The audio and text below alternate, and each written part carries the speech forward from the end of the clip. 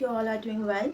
आज की एक ताज़ा खबर सुनाती हूँ। इनफैक्ट अभी की है, ये किसी ने पोस्ट किया है एफबी पर। लिखा है, अब पुरुष भी विवाह से इनकार करने लगे हैं, उनके हृदय में भी भय है। परंतु ये कोई जीत नहीं है एक स्त्री की, अपितु एक लांछन है जिसकी छींटों का शिकार वे स्त्रियां भी हुई जिन्होंने अपना संपूर्ण जीवन अपने साथी को समर्पित किया। तो मैं इनको ये बताना चाहती हूँ, और ऐसे सोच में जीने वाले बाकी भी जो मेल हैं उनको भी बताना चाहती हूँ। ये देखिए, पूर्णिया बिहार की ये घटना है और ये रिसेंट घटना है। पति ने अपनी प्रेमिका के लिए पत्नी की हत्या कर दी। दूसरा, husband sets wife on fire in front of her father. पति ने पत्नी को आग लगा दिया उनके ससुर के सामने। ये घटना देखिए, इस जनाब को देखिए, जनाब इस झंडू को देखिए। इसको चाहिए था बुलेट दहेज में चाहिए था। शादी के बाद पत्नी को इतना टॉर्चर करने लगा और पत्नी मर गई। ये वीडियो भी मेरे पास है, ये पूरी वीडियो मेरे पास है, मैं दिखाती हूँ थोड़ी देर में। तो इस झंडू को मतलब बुलेट खरीदने की औकात नहीं खुद को, तभी ना दूसरों से मांगते हैं भीख मंगो। और इनको बेटी कौन देगा? बेटी तो बहुत कीमती है। जिनको बुलेट खुद से खरीदने की औकात नहीं है, उनको एक अनमोल धन जो बेटी, जिसे बेटी कहा जाता है, वो दे देते हैं माँ बाप। कहीं ना कहीं माँ बाप की भी गलती होती है। इनको सीधा अपना सैंडल उठाओ और मारो थोबड़े पे, एकदम थोबड़ा ही बिगाड़ दो इनका। बुलेट खुद की औकात नहीं है बुलेट की, आ जाते हैं बेटी लेने के लिए। अब ये देखिए, पति के प्रेम संबंध से परेशान थी रीचा और खुदकुशी कर ली। और ये जितने भी है ना रिसेंट केसेस हैं, किसी की शादी 14 महीना पहले हुई थी, किसी की शादी 4 महीना पहले हुई थी, सब रिसेंट केसेस हैं। आप ये कह रहे हो कि ये जो सोनम रघुवंशी और क्या नाम था उसका, मुस्कान रस्तोगी, ये 2-4 औरतें जो भी हैं, उनके वजह से पूरा नारी समाज लांछन लगेगा। ये लिखा है ना, लांछन छीटा लगेगा लांछन का। जो लोग लॉयल है, जो फीमेल्स लॉयल है, जो लोग अपने हस्बैंड को पूरा जीवन समर्पित कर दिया है, संपूर्ण जीवन समर्पित कर दिया, उन पर भी ये लांछन का छीटा लगेगा। आपको बोलने के लिए शर्म नहीं आती है? Since hundreds of years you people have been killing women like killing mosquitoes. That doesn't stigmatize your gender, your male community. शर्म नहीं आती है ये लिखने के लिए भी? कितने लाखों में औरतों को मारा है। कभी किचन में खाना बनाते हुए आग लगा देते हो, कभी जहर दे देते हो, अलग अलग तौर तरीके यूज करते हो जान से मारने के लिए। और 1-2 औरतों ने तुम्हारे जो भी हथकंडे हैं वो अपना लिया, तो पूरा नारी समाज को तुम लोग लांछित कर रहे हो। तो तुम लोगों पे कितना लांछन लगा हुआ है ये सोचो। हम नारी जो तुम्हारे घर में रहने जाते हैं, तुम्हारे साथ में बेड शेयर करते हैं, रूम शेयर करते हैं, हम में कितनी हिम्मत है सोचो। तुम कितने डरपोक हो सोचो। शक्तिशाली बनने आते हो, दिखाते हो कि औरत हमारी इक्वल होना चाहती है। अरे औरत होना चाहेगी कैसे? औरत तुमसे बहुत ऊपर है। औरत में कितनी हिम्मत है देखो। सदियों से तुम औरतों को मारते आ रहे हो, फिर भी हिम्मत करके तुम्हारे घर में रहने जाती है, जिंदगी बिता देती है। कितनी हिम्मत है औरत में। और तुम साले फट्टू लोग 2-4 क्या मरे हो, और तुम्हारे एकदम पिछवाड़े में जैसे किसी ने बम फिट कर दिया है। अभी जब आग लगाओ अभी भम हो जाओगे। You people are not terrified. You people are not scared. You people are uncomfortable. How women are being perpetrators. How victims are being perpetrators. Perpetrator होना तो आपका काम था। ये औरतों ने अपने पे कैसे ले लिया? औरत को तो विक्टिम रहना था, उसको तो हमेशा ऑप्रेस्ड रहना था। आपको वो डर नहीं है, आपको ऑप्रेस्ड होने का डर नहीं है, आपको कोई डर नहीं है। आप अनकंफर्टेबल फील कर रहे हो। जो अपराध आप आज तक करते आ रहे हो, वही अपराध औरत कैसे कर सकती है? ये तो आपकी जिम्मेदारी थी ना।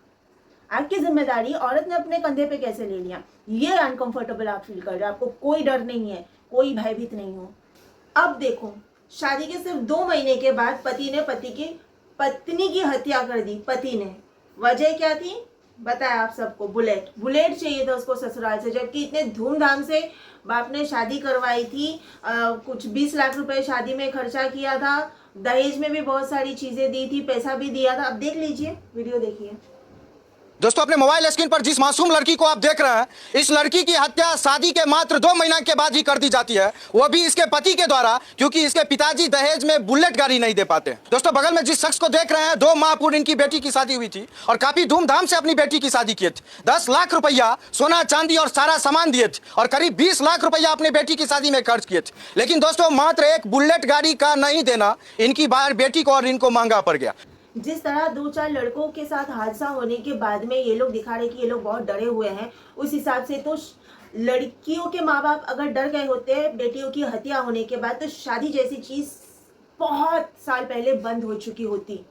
ना लड़कियों के माँ बाप डरे हैं, ना लड़कियां डरी हैं। खूब खुश होकर शादी करती है, खूब खुश होकर माँ बाप शादी करवाते हैं बेटियों के, कोई डर नहीं है। जबकि कोई पता भी नहीं है किसी को कि कल क्या होने वाला है। जब मैं ससुराल गई थी, मुझे पता था कि अगले ही 15 दिन में ये लोग अपना रंग दिखा देंगे।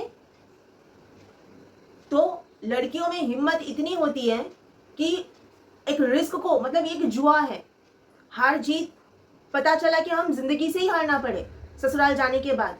कब कौन इस तरह टॉर्चर करे कि हम खुदकुशी करने पर मजबूर हो जाए या वो लोग खुद ही हमें मार दे, कोई गारंटी नहीं है। फिर भी हम ससुराल जाते और जाने के लिए हम खुद खुश भी होते हैं, हम खुद कोशिश भी करते हैं।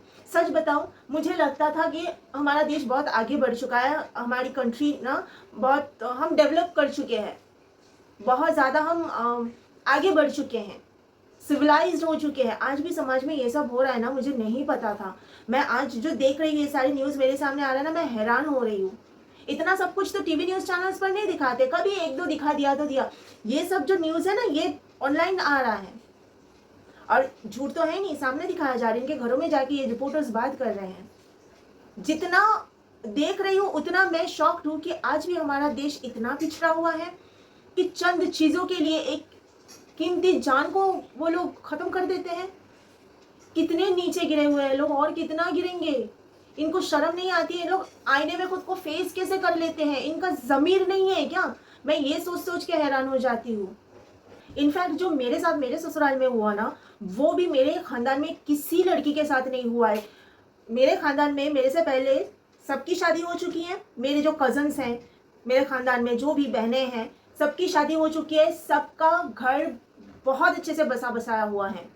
लड़ाई झगड़ा नोक झोंक हर पति पत्नी में होता है, लेकिन ये जो मेरे हस्बैंड ने किया है ना, घिनौना जो हरकत इसने किया है, आज तक मैंने कभी देखा भी नहीं था, सुना भी नहीं था। मेरे पूरे जो सराउंडिंग्स में ये पहली बार मेरे साथ हुआ। इसके लिए अगर पहले से आसपास में देखी होती ना, खानदान में भी देखी होती, तो शादी के लिए मैं भी थोड़ा डरती। मैंने तो देखा ही नहीं था, मुझे तो जानकारी नहीं थी, कोई नॉलेज नहीं था कि ऐसा भी होता है। पहले मतलब जमाने में होता था, पुराने जमाने में वो सब पता था। 1-2 न्यूज में देखती थी, होता है वो अलग बात है। लेकिन मेरे ही साथ में होगा वो चीज जो मेरे खानदान में किसी लड़की के साथ नहीं हुआ। और लड़कियां भी तो भाई ससुराल में यूं एकदम पति के साथ में इतना डोमिनेटिंग नेचर वाली भी लड़कियां हैं। डोमिनेटिंग नेचर वाली लड़कियां हैं जो पति के साथ एकदम वैसा जो बोले वो, पति को बोले बैठ तो बैठेगा, उठ तो उठेगा, फिर भी उनका घर बसा बसा है। मैं तो पति के साथ इस तरह का बिहेवियर ना मैं पसंद करती हूँ, कोई मुझे डोमिनेट करे, ना मैं खुद किसी को डोमिनेट करना पसंद करती हूँ। मुझे लाइफ में स्पेस देना अच्छा लगता है। तुम्हारी लाइफ तुम जिस तरह जीना चाहो जियो, बस एक मर्यादा जो है ना वो हम खुद अपने लाइफ में सेट करते हैं। जो भी हमारे बाउंड्रीज होते हैं वो हम खुद सेट करते हैं। वो बाउंड्री तुम अपने हिसाब से सेट करो, पर मुझे तुम्हें बोलना पड़े ये मुझे पसंद नहीं है, या तुम मुझे हर चीज़ बोलो वो मुझे पसंद नहीं है। मुझे पता है मुझे क्या करना है क्या नहीं है, ये अलग बात है। पर मैंने देखा है मेरे रिश्तेदारों में जो कजन्स है या जो भी रिश्तेदार कजन्स क्या और भी जो लोग हैं, वो लोग ना बहुत 2-4 लोग हैं बहुत डोमिनेटिंग हैं, पर किसी का पति किसी को इस तरह बेइज्जत नहीं किया। उनका सब एक छत के नीचे सुखी परिवार है। और मैंने बिना कुछ किए मुझ पर जो मतलब जो ब्लेम मुझ पर लगाया, जिस तरह स्टिग्मेटाइज किया मेरे हस्बैंड ने, भगवान माफ नहीं करेगा, कभी नहीं, कर ही नहीं सकता। उसने वो काम ही नहीं किया है कि उसको यूनिवर्स माफ कर दे। बहुत घटिया काम किया उसने। एनीवेज, आज के लिए इतना ही। You all take care of yourself. Bye bye.